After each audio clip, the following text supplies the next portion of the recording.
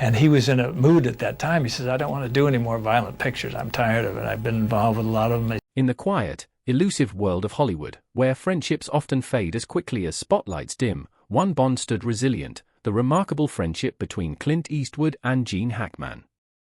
For decades, the 94-year-old Eastwood remained notoriously private, his stoic silence guarding his personal relationships while allowing his art to speak for itself. But when Hackman and his wife were found dead in their Santa Fe home this February, something broke within the legendary actor and director. His tribute to Hackman, describing him as the finest actor he'd ever known, intense and instinctive, never a false note, left Hollywood stunned, coming from a man rarely given to emotional declarations. Their friendship, forged during the transformative era of American cinema, began with a chance encounter at a producer's party in Los Angeles. Eastwood was already building his reputation as the quintessential tough guy, his squinted gaze and terse dialogue becoming cinematic trademarks. Meanwhile, Hackman's career was defined by versatility and depth, bringing nuance to every role he touched. Despite their contrasting personalities, those present at their first meeting sensed an unspoken understanding between them, a recognition of shared values and artistic passion. Over the years, their camaraderie would grow into a profound connection, influencing their work and leaving an indelible mark on Hollywood's landscape. Eastwood's decision to break his long-held silence was more than a tribute, it was an act of honoring a friendship that had shaped his career and life. Today, we reveal the untold story of a 50-year brotherhood cut tragically short, a connection cemented by an unsent letter Eastwood wrote in the final days before Hackman's passing. Eastwood's reserved demeanor found an unexpected kinship in Hackman, whose intense on-screen presence contrasted with a thoughtful, introspective nature off-camera. This initial connection planted the seeds of a friendship that would flourish years later when they collaborated on what many consider one of the greatest westerns ever made, Unforgiven. For Eastwood, who directed and starred in the film, Unforgiven was more than just another western, it was a profound meditation on violence, redemption, and the myth of the American West. For Hackman, it offered a challenging role that showcased his remarkable range as an actor. However, the film's production was not without its hurdles. Hackman initially hesitated to take on the role of Little Bill Daggett, concerned about the script's graphic depiction of violence. It was Eastwood's personal appeal that ultimately convinced Hackman to join the project. During a private conversation, Eastwood shared his vision for the film, not as a glorification of violence, but as an unflinching examination of its consequences. This perspective resonated deeply with Hackman, who eventually agreed to take on the role that would earn him his second Academy Award for Best Supporting Actor. On set, their working relationship quickly blossomed into something deeper. Crew members often noted the respectful exchanges between the two men, their discussions frequently expanding beyond the day's shooting schedule to cover philosophical views on acting, directing, and Hollywood's ever-changing landscape. These conversations didn't end when filming wrapped, they continued through handwritten letters exchanged over the years, a practice that feels almost archaic in today's digital age but spoke to the authenticity of their connection. Eastwood's recent statements about Hackman reveal just how significant those letters were. Written on anything available, hotel stationery, scraps of notebooks, they contained candid thoughts, shared memories, and words of encouragement. Gene had a way with words that wasn't just limited to his performances, Eastwood recalled. His letters were thoughtful, sometimes humorous, always genuine. They became a bridge between us when our careers took us in different directions. Following the success of Unforgiven, both men continued their respective journeys. Eastwood solidified his legacy as one of America's most respected directors, while Hackman delivered powerful performances across various genres. Although their paths only occasionally crossed at industry events, their friendship remained intact through their ongoing exchange of heartfelt letters. Their friendship had always been marked by a warmth that transcended Hollywood's often superficial connections. However, the dynamics of their relationship began to shift in the early 2000s when Gene Hackman started contemplating his retirement from acting. This decision wasn't made hastily, it was a gradual realization, shaped by personal and professional factors that prompted Hackman to reassess his priorities and the direction of his life. A turning point came during a routine stress test in New York, where doctors advised him against continuing the physical demands of acting due to concerns about his heart health. This medical warning forced Hackman to confront his mortality and consider how his career choices might impact his family. "I want to make sure that my wife and my family are taken care of," he admitted at the time, revealing a vulnerability rarely seen in his powerful on-screen personas. Hackman's final role came in the 2004 comedy Welcome to Mooseport, co-starring Ray Romano. While the film was not among his most critically acclaimed works, it marked the end of a legendary acting career spanning over 5 decades.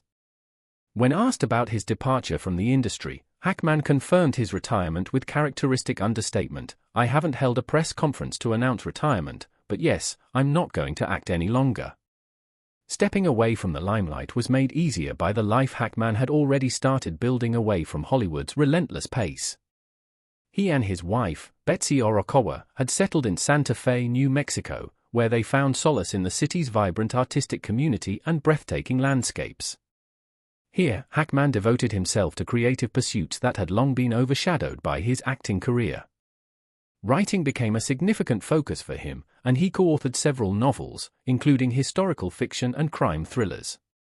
Painting also emerged as a new medium for expression, offering him the quiet contemplation that filmmaking often lacked. These endeavors provided not only creative fulfillment, but also a welcome respite from the pressures and scrutiny of life as a Hollywood star.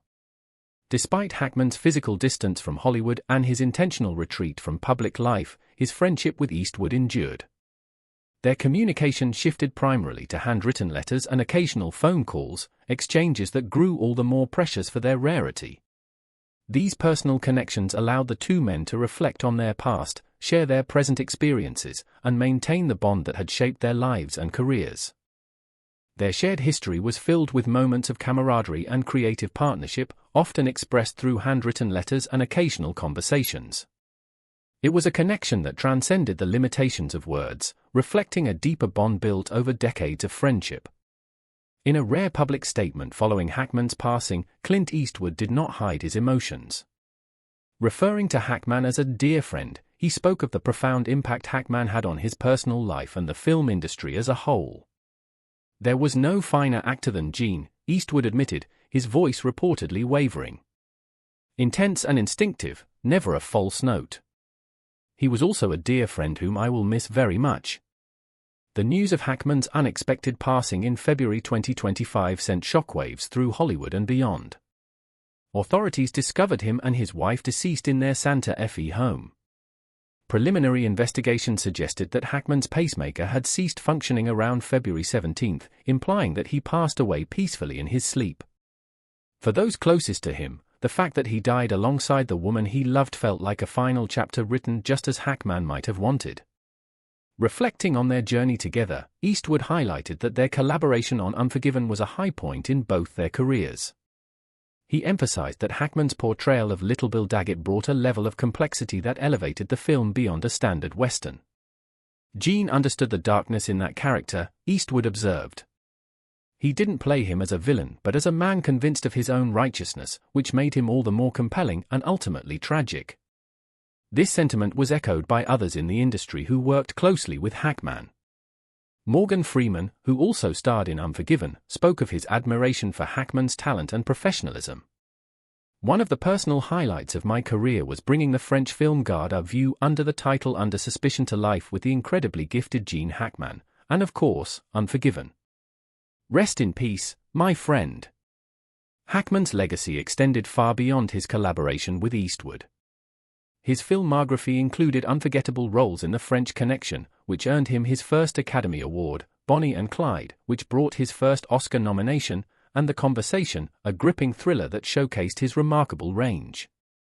His ability to transition seamlessly between genres, from gritty dramas to superhero films like Superman where he portrayed the cunning Lex Luthor, earned him not only accolades but the genuine respect of his peers.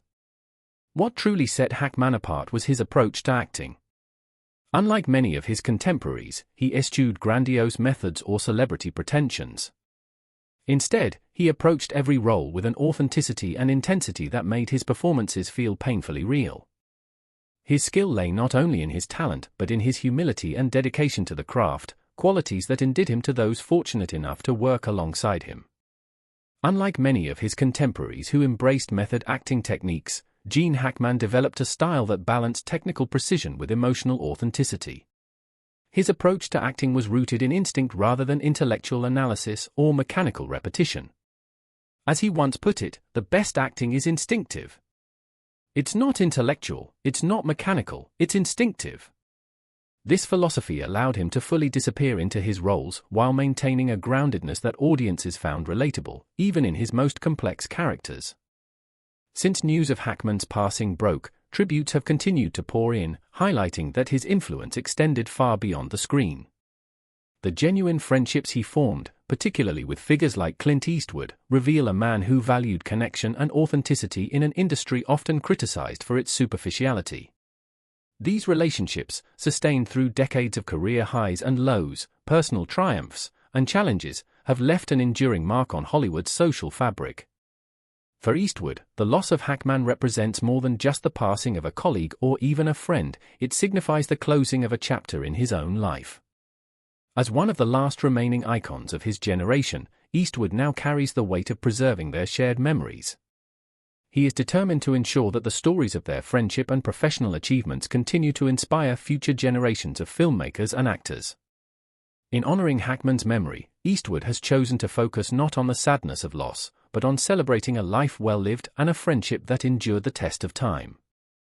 Through his rare public statement, he invited fans to join in this celebration, not just to remember Hackman for his remarkable talent, but for the thoughtful, genuine person behind the performances that captivated audiences worldwide.